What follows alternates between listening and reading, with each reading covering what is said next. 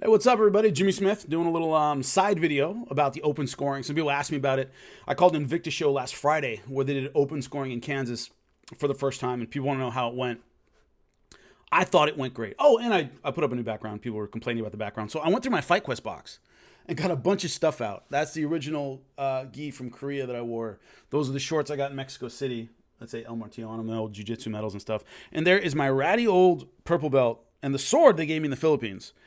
And my purple belt kept me from getting a brown belt forever because it was so worn out. My instructor thought it was a brown belt because he didn't give me my purple belt. I had moved there as a purple belt. And he kept saying, "Are you a brown belt, right?" I'm like, "No, I'm a purple belt." He's like, "Oh, man, it looks like brown belt." And he would forget. And then finally he was like, "Oh, man, I gave me my brown belt." But anyway, so I'll just put up a little background for you guys. So if you didn't see it, it was Invicta Phoenix Series 3. And the way it worked was the commission had a tablet. And what they would do is, as the scores came in, they would show the corner the tablet. So it was behind the fighter's back. The fighter couldn't see the score.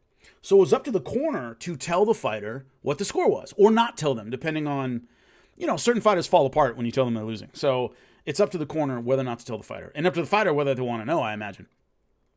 So the audio on the cameras wasn't good enough for us to know if they were telling the fighter. We weren't sure if the fighter knew. But I'm telling you, from the beginning, it made my job. I was doing play-by-play. Megan Anderson was the color. It made my job so much easier. Because I didn't realize how much time you spend as a commentator guessing about the score in MMA. Going, oh, my scorecard says this. What does yours say? I don't know. Well, if they think they're ahead, they're going to do this. If they think they're behind, they're going to do this. Well, the judges have to be saying, it took all of that guesswork out of it. It was so much easier to not have to worry about the score, because I knew the score.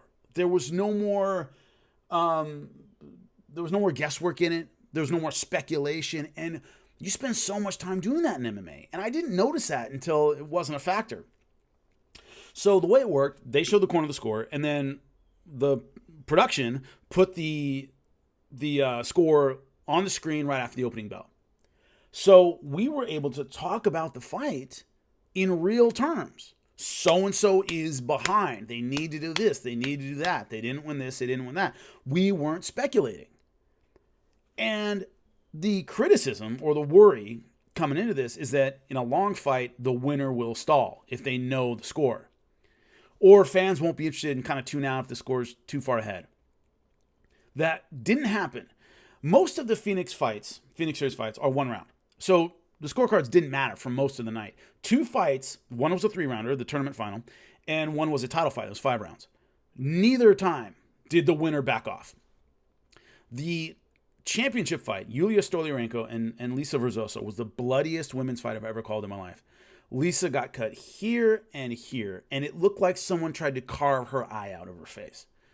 Really deep cuts, was bleeding all over the place. The winner, Yulia, looked like she spray tanned pink. Like she was pink, like almost like spray tan. Her hair, which is blonde, was red. It was just a bloody mess, that entire fight. And in the 5th round, Yulia Stoliarenko was ahead by 2 rounds. She was going to win. If she didn't get knocked out or give up a 10-8 round, she was going to win. And she went forward, throwing hell either way. Didn't matter. Didn't change her attitude at all. So the idea that the winner's going to back off, I didn't see that in either fight. The 3-rounder or the 5-rounder. Didn't happen. And it added a sense of drama that is normal in other sports that we don't have in MMA, which is, such and such team in football is up 6 points. Other team has the ball, the 2-minute drill, right?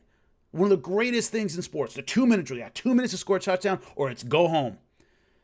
And they have to do it. They know they're behind. They know a field goal won't do it. In MMA, we don't know. So we get teams kicking field goals because they don't know how far they're behind. The score differential. So touchdown or nothing. It is touchdown or go home. And the defense knows that too. And they're digging their heels in. They know where they are. And that heightens the drama. It doesn't decrease the drama. You don't see football teams, a touchdown behind with 2 minutes left going, I guess we're not going to the Super Bowl. No. They go, we got to score in this drive. Period. End of sentence. The inbound pass in NBA. 3 seconds left, down by 3. It's a 3-pointer or nothing. Layup's not good enough. Now, in MMA, what we get a lot of times is they don't know, so they throw a layup, not knowing that they're so far behind, that's not going to do it. So, contrast with the Israel Adesanya-Yoel Romero fight, which was horrible. What if Yoel Romero knew you need a finish in this 5th round or you are going home without the belt? That's it. He didn't know that. And I don't know the round-by-round scorings. I haven't looked at them. I know the total scores, of course. But what if his team had said, it's a knockout in this round or you will not be champion? That is it. You are behind and we know it. Totally changes the fight. Totally changes the fight. So with that contrast, and also like Weili Zhang versus Joanna Jędrzejczyk, I don't think no matter what the score had been heading into the 5th round, they were going to throw leather. That was just it. Not only was it a close fight, I know that, but the nature of those fighters, they weren't going to step back. No way. No way. So I don't think we'll get less drama in fights where they're going at it. I think we'll get more drama in fights where maybe they're not going at it. And they go, hey, you're down 2 rounds. This is the final round. This is it. Wake up. Knock this dude out. Will one guy run? Maybe. But that means the other guy's got to chase him and open themselves up. Oh, no. If Yoel Romero had known he was behind, goes after Israel Adesanya, what can Israel Adesanya do? Land the big counter shot. Maybe get him out of there. You know? So it would have added drama on both sides to that fight. If Yoel Romero goes, oh, man, I gotta do it, and starts slinging big punches, well, you know, Israel Adesanya's not going to stand there. It opens up opportunities. So it was a real eye-opener because I had reservations going in about how it would work and would it be good enough and da-da-da-da. I thought it was great. It made my job as a commentator so much easier because I wasn't wasting time going, what do you think? Well, what do you think? Well, I don't know. Could be this, could be that. Could the judges looking at this? We knew it. It was right there in black and white. The fans knew it right there in black and white. And so I think it was a great addition. And I think it will really add a lot of tension to fights. We won't be going to ask so-and-so's ahead. And then, the decision gets read and we're like, are you kidding me?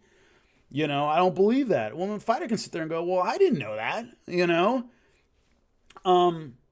My favorite wrestler in college and Olympics, my favorite amateur wrestler was a guy named Cary Cole.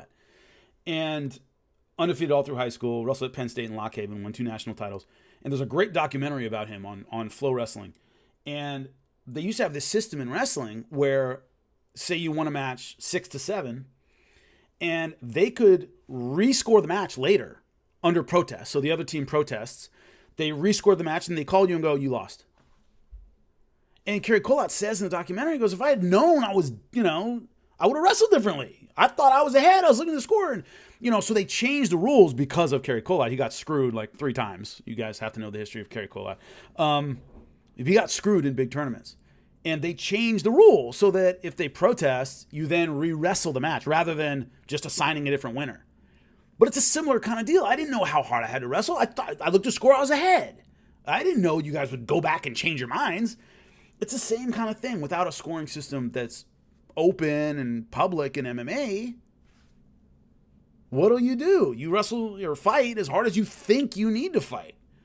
Rather than your team going, in black and white, you are losing. We know what's happening. You must pick it up.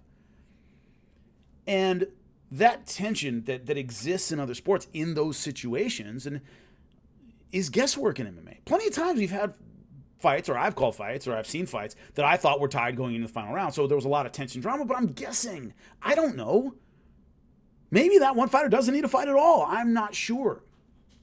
And so as a commentator, you're always upping the tension. You're always assuming it's a tight fight. And every fighter should assume that it's a tight fight. Even if you think you did well in the first 2 rounds of a 3-round fight, well, you don't know that. You're not sure, so you got to fight hard in the 3rd round. Knowing that you have to fight hard in the 3rd round, I think just benefits everybody. And it was smooth production-wise. There weren't any delays. There was a little bit of thought about, God, because I was talking to the producer beforehand, and he goes, well, where are we going to put it? And I'm like, well, right after the opening bell, I think is good. Like, ding, start around 2. I say the short colors or whatever, or give a quick catch-up. And then I throw it to Megan and go, 2 rounds to none for so-and-so. What do you think, Megan? Megan, not Megan. Anyway, but the placing was good. It didn't break the flow of what we were doing. It wasn't like, it adds another element. If you've ever done production for television, anytime you add another element, everybody gets nervous. But I didn't think it was crowded. You know what I mean? I didn't think, it was too many graphics and then the score. I thought it was clean. Score was right underneath there, easy for everybody to understand. Here's what the score is. Remember in Bellator, I used to give my scorecard and they would put it right there, right after the opening bell, Jimmy's scorecard or whatever it was. And it's the same thing except it's official. So it didn't break up the rhythm of the actual production or anything like that. I thought it was great. So hopefully with your guys' support, it will become more of a thing because I really thought it worked out well. But let me know in the comment section what you guys think, what you're worried about, and I'll try to answer any questions I can. All right? Appreciate you.